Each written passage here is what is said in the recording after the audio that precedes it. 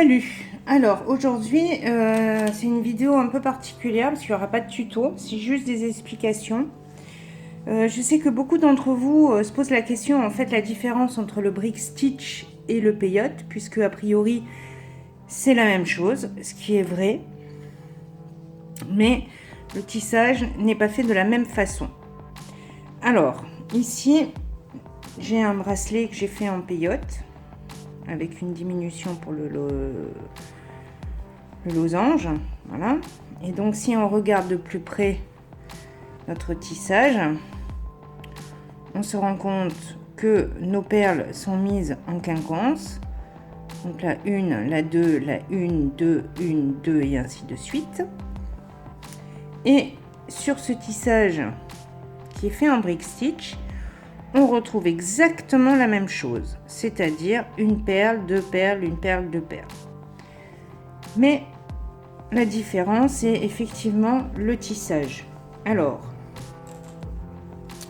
il faut savoir que généralement, quand vous tissez en peyote, vous allez tisser donc comme ceci, dans la largeur. C'est-à-dire que vous allez commencer à gauche et vous allez continuer à droite. Et en fait, vous êtes sur la hauteur. Le brick stitch, vous êtes aussi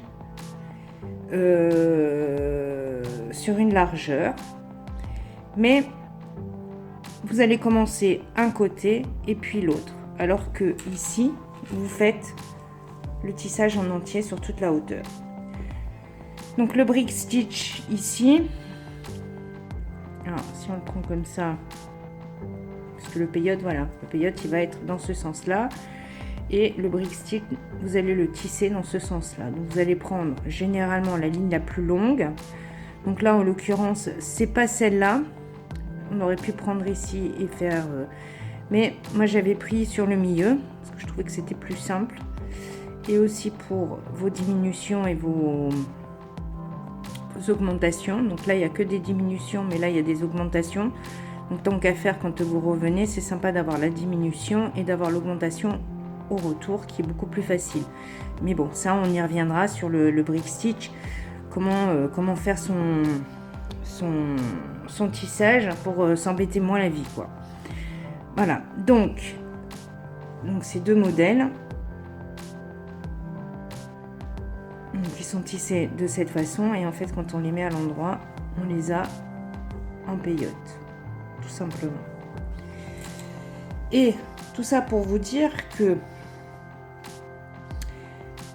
quand vous faites un dessin par exemple sur Bud Tool, moi je sais que mes dessins de brick stitch ils sont faits en peyote.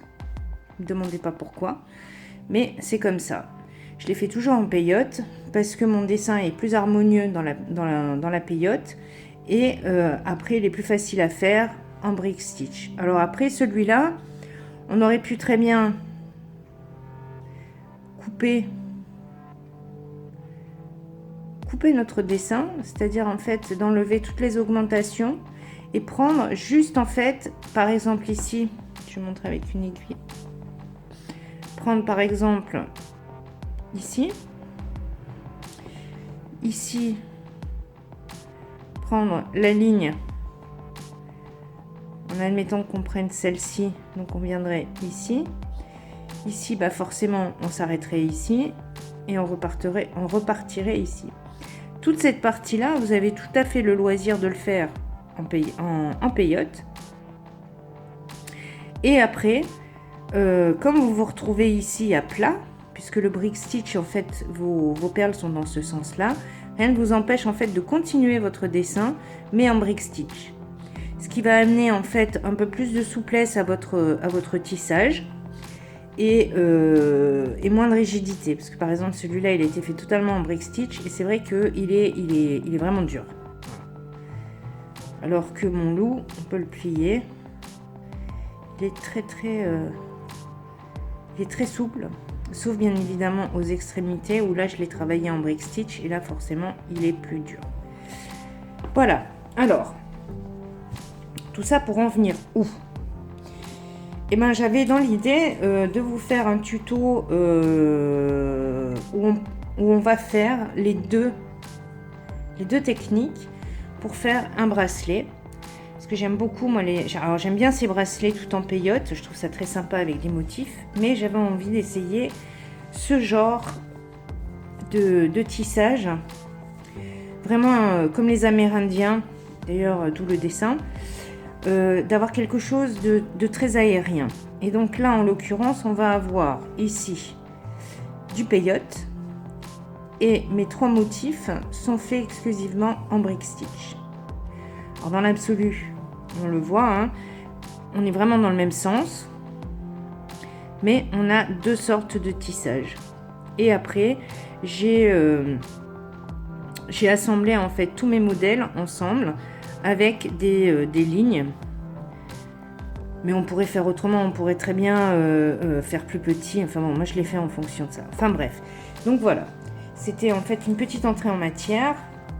Déjà pour vous expliquer comme ça ce qu'est la différence entre le brick stitch et le peyote, qui dans l'absolu, il n'y a pas de différence. La seule chose, c'est la technique en elle-même qui est différente.